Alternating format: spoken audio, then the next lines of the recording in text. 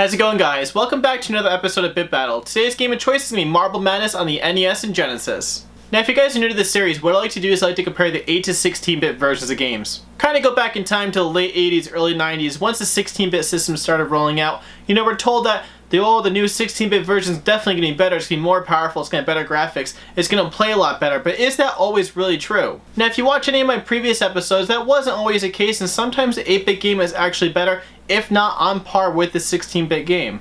Without waiting, let's get started.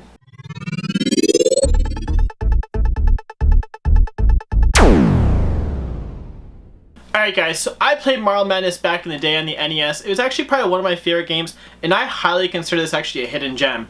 If you guys actually don't know what Marble Madness is, it's pretty much an isometric view of, you're rolling a marble down these obstacle courses. You sometimes have, I guess you could say enemies that you have to run into, or sometimes there's traps. But basically, the point of this game is just to get from point A to point B. Let's give my marble, I guess, a quick name. Let's just call him Cop, I guess. Rub? Oh. That means erase. Let's call him Co-op. Alright, let's get started on this. So, I don't know what this means, control type. I'll do 90 degrees. I don't really remember what I did as a kid. One thing about this game though, it honestly, it is a hidden gem and it's actually extremely fun and it's very, very cheap too. Alright, so far, game looks pretty cool. Audio, actually the audio is I've always really enjoyed it. One thing with this game though, it does ramp up in difficulty extremely quick. First, I think 3 levels or 2 levels are pretty simple. Kind of gives you a good feel for the game. But I think by level 3 is when you're like, wow, this game is actually pretty tough. If you run into walls, as you can see, you have to kind of stop yourself. Any big drops, you actually will crack your marble. Yeah, I honestly really enjoy this game. This is actually one game that I go back to, and it definitely it definitely aged very well. It's not one of those games you remembered when you played as a kid, and you're like, wow, this game is amazing when I was younger. Then you go home and play it in there, and you realize this game actually is complete crap. There's a lot of games I could probably say that about. I should probably do a series on that. But so far, I am actually going to be, I was just going to say the controllers are good, but that was my own fault. Huh. So, one thing I want to say is, I am using a Genesis 3-button controller because I'm going to be playing the Genesis version. I don't feel like swapping out the controllers. So, with having the Genesis controller, how you can get the nice angles with it, it definitely makes this a little bit easier. So probably once I finish this one, I'm going to probably switch over to the Genesis one to see how that one plays. I do remember getting it about a year or two ago. I think I actually got it from a Savers. That's acid right there. If you hit it, basically your marble dissolves. Oof, that was a good dodge. I did remember getting the one, the Sega one at Savers a couple years ago. I don't remember what I paid for or anything like that. I always wanted to play, I don't know why I never did. I think it's just because I feared that it would make this game actually look bad. So as you can tell, there is actually a few different obstacles you can go with this game. Okay, I'm actually probably going to play one more level because it's actually really fun so far. But there are different obstacles on how you can actually approach certain levels. Ooh, yes, I do remember this one. So basically a lot of this game is just definitely controlling your momentum, watching out for obstacles like that. It says basically, I don't know if those are vacuums or if they just blow you around. Crap.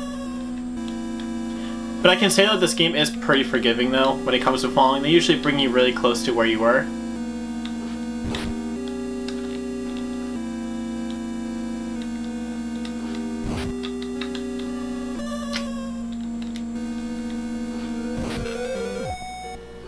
Oh my god. Alright. Trying to see if there's any patterns with this. I'm broken now. So I think I need to launch myself with this. Let me actually see if I can hop across.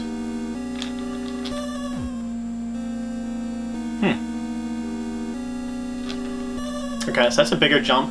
It's really hard to tell with this game with the isometric view it has because it looks like you can do something, but you really can't. So I am probably going to lose this one. Actually, I'm most definitely going to lose this one.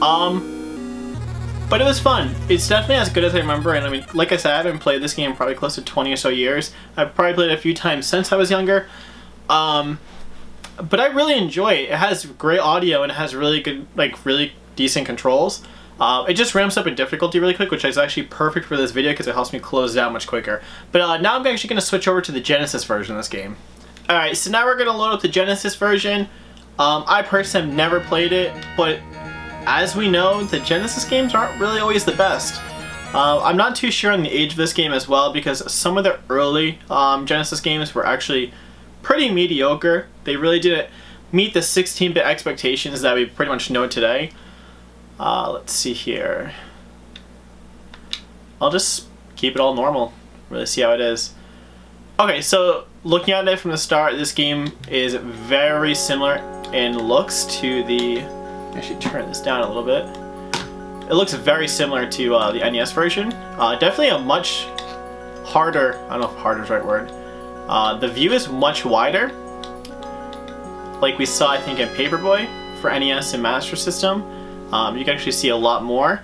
But the one thing though is, I feel like the angle is a little more harsh, but I might just be going crazy. I don't know if harsh is even the right word. Okay, so this, oh, that was easy. Oh, so you get points for knocking him over. Honestly, this game's actually pretty good so far. I mean, I've only been playing this for not even a minute. I won't lie, I definitely lowered my expectations for some Sega games when comparing them to Nintendo games or even like Master System games. It really wasn't enough to be like, wow, this 16-bit system was definitely worth my money back in the day.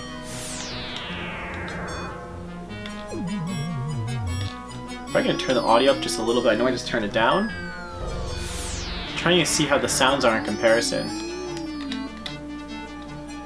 They're okay. They're not bad. It's the sounds we know and love from Genesis. Those very mediocre sounds. The one thing I will say, this game's actually pretty colorful. Say on like a black and white level with a red ball. It's pretty colorful, but it's got very similar colors. Like the palette is very close to the NES one. Just has a much larger range of colors that are available. But I mean, I think this is actually pretty fun so far.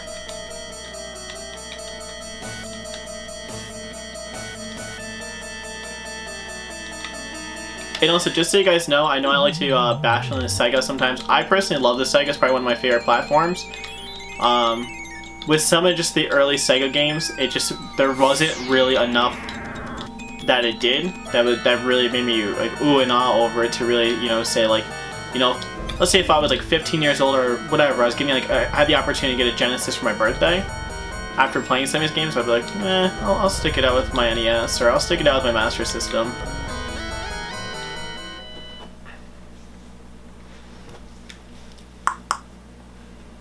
Oh great, this little level I actually just lost on the NES version. Let's see if I can actually complete it on this one. But I mean, from the start though, this game is really, really fun so far.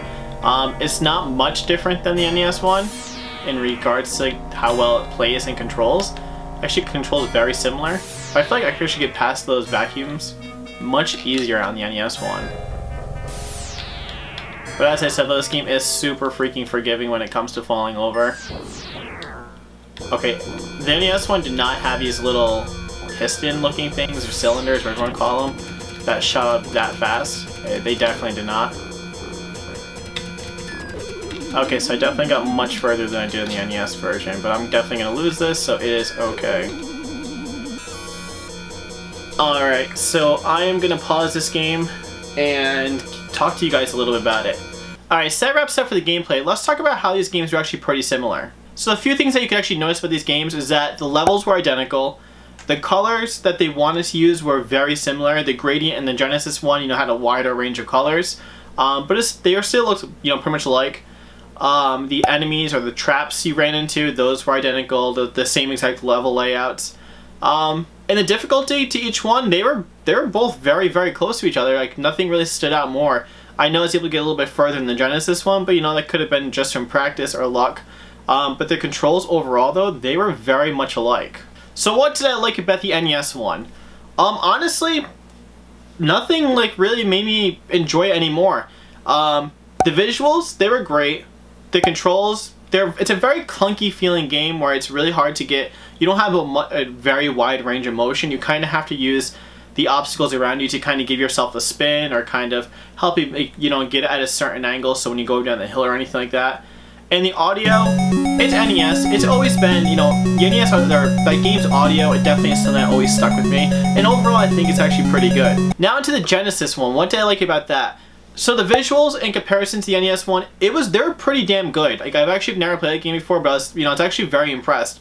One thing also is that one thing I actually really liked about it was that it didn't try to one-up itself too much from the NES version. It was definitely, you know, very similar for the gameplay style, the level setup, and everything like that. It wasn't trying to add any, like, you know, new fancy things to, you know, make it really stick out. They kept it simple, basic, and, you know, identical to the original one, which I really, really enjoyed.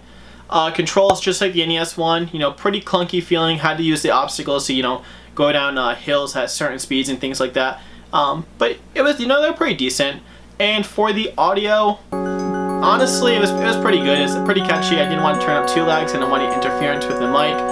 But for Genesis, it was pretty good. You know, I can't really, you know, expect really too much out of Marble Madness if they're trying to keep it similar to the original. So now to answer the overall question in this video. Was the Genesis one that much better where it would make me actually go out and buy the new console if I only had the NES? To answer that, I am going to have to say no. They were both great. If I had the option of getting an NES or Genesis or anything like that, you know, I probably would go with the Genesis, but if I only had the NES, I definitely could have stuck it out, played just the NES version of it, and really enjoyed it. With the level level setup and the colors and the sounds, you know, Genesis one was a little bit better, not really so much actually the controls, but the way the level level option was, the colors, the audio, it definitely really wasn't enough, you know, much more to offer if it was going to be the selling point on a newer system. So I really hope you guys like this episode of Bit Battle. I'm really happy I was able to revisit Marble Madness on the NES and give the Genesis version a whirl. But if you guys do like this video, definitely give it a thumbs up. In the comments field below, let me know your opinion or let me know which games I should do next. If you haven't subscribed yet, definitely do this so you can check out future content. But as always, thank you guys so much for watching and have a great week hunting.